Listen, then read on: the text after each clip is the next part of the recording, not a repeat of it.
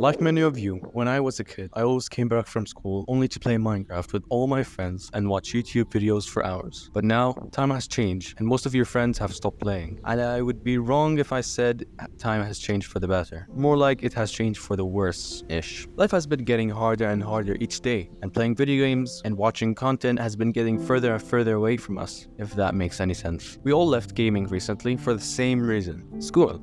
I don't want to be that guy, but at this point, school is now really important for me as a 10th grader, and for you too, if you haven't finished school already. Currently, I have to focus on my studies, and if I don't, my future might not go well. Last year, I used to love building, and I wanted to showcase my builds in a way that people could see it. That is where content creation on Instagram began, and boy oh boy was I enjoying it. I see my page grow and grow each day. Every time I see hundreds of people reacting to my builds and liking the builds. I also met some amazing new people who had the same interest as I did.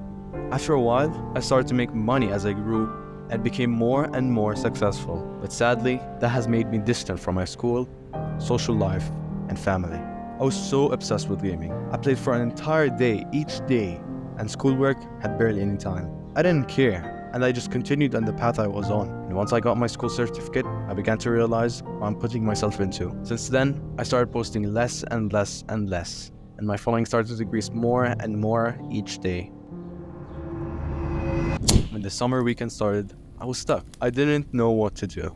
I mean, school has ended, so why should I study anymore? So video games were my only option, and I wish I hadn't taken that path again. I got so lost doing absolutely nothing every day, just sitting at my desk, playing games, bored out of my mind. That's when I realized that I was burnt out, and I didn't realize it until it got really bad.